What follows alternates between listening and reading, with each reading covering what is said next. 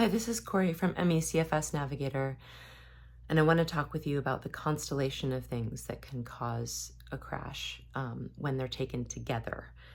Now, we know about the obvious things like exercise can cause a crash, and exercise is contraindicated for ME CFS. We need all the energy we've got for the things we need to do. Yes, I know it can be an emotional outlet, but you have a lot.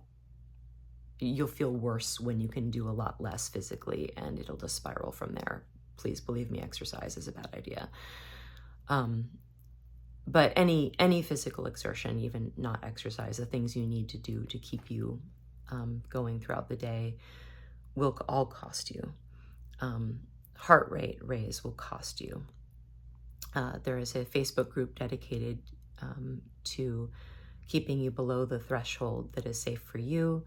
It's called Below the Threshold. I recommend it, using different devices to measure your pulse and formulas for keeping under your threshold.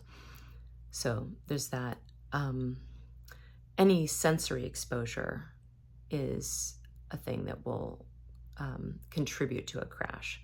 Sunlight is the biggest, sneakiest thing. Everyone, people will tell you, oh, just get out in the sun more often. Actually, that's bad for us. It is a sensory exposure. Sunlight costs us. Even being in a sunny room is a little bit of a cost, but being outside, you need to wear sunglasses, and if it's anything but overcast, wear a hat too, and try to stick to the shade. Sunlight is very costly for us, so keep that in mind. Noise can be sneaky. There can be background noises that cost us that you don't quite think about all the time, like an air conditioner sound or the hum of machinery. Those things do add up. Obviously music, this background noise that is like conversations, plate clattering. A restaurant is like a trifecta of noise. It's the music plus the people talking plus the people you're trying to talk to, plus the sound of plates clattering, plus people bustling by. That is a lot. Eating out at a restaurant adds up fast. Besides just being outside of the house can add up fast. And when you're very severe or close to it, it's obvious that a conversation costs you, because you may measure in seconds how long of a conversation you can have before you crash. It's obvious when any of these things, because one of these little things could crash you. But I'm talking if you're more mild or moderate, the little things add up to a crash. So a conversation will cost you. Watching a movie. Now, it depends on what kind of movie. Is it slow and quiet, like a costume drama with slow pans and, quiet, generally speaking, and slow paced? Maybe that's not as costly as an action movie with strobe lights that has suspense. Suspense and drama cost you. That feeling of anticipation, wondering what's going to happen, puts you hypes you up. It costs you. So the first thing I could watch was gardening shows, because they're very, very basic and there is no drama and it's all very slow. So it's not just media costs you, it's what kind of media, and you have to sort of sift through what each element is that's going to cost you. If you're able to read, same thing.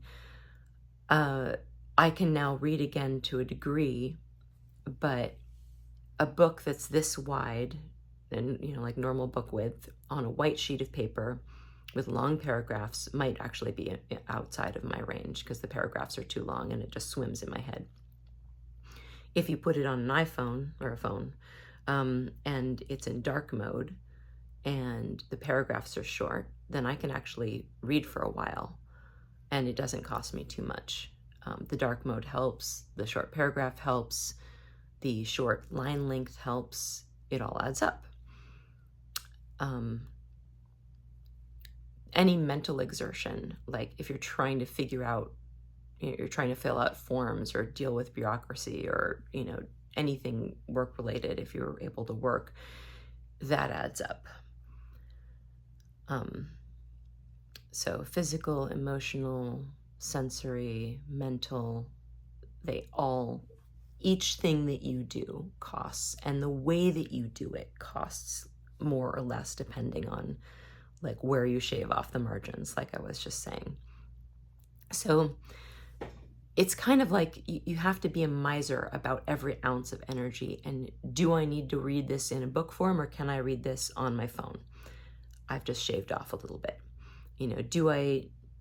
Can I watch this kind of thing instead of that kind of thing? Can I turn off the air conditioner? Which is worse, being hotter or hearing the air conditioner? That may be hard to determine, but it's something to consider. All of those things add up. If you go outside the house, the unfamiliarness of things, the more unfamiliar the environment, the more stressful it is, and that adds up. The more sensory stimulating it is, the more it costs, that adds up. So what I do when I realize I've just done, between all the things that just happened yesterday, I've just cost myself too much and I am likely to crash, I then aggressively rest. This means going into a dark room, laying down, minimal screen or no screen. Depending on your level of severity, you may need to just be in a dark room in the silence without a screen. If you're doing a little bit better than that, pacing audiobooks to keep boredom at bay. Doing a little bit better than that, maybe you don't have to pace them as much. A little bit better than that, maybe you can pace screen use. But screen costs you. It's not, you want to take some aggressive rest without screen time. Also, if you know you're going to an environment or an event that will cost you, doing the aggressive rest ahead of time for like the day or two before you have that thing, whatever that thing is, or even the week, depending on your severity level, resting more beforehand, then doing the thing. Then before you feel a crash, when you think you might be okay, because remember, crashes can happen 48 hours later, aggressively rest after the activity. And then what I do is I usually start with super aggressive rest, and then I gradually, from wherever point feels like aggressive rest to me at that moment, I then gradually increase until I'm at my normal baseline. And that may take a week. And you may think, oh, it's better to take the crash. It's the same thing anyway. I'm just going to be in bed, whatever. No, because when you crash, it adds up. It makes you long-term worse. It adds to your long-term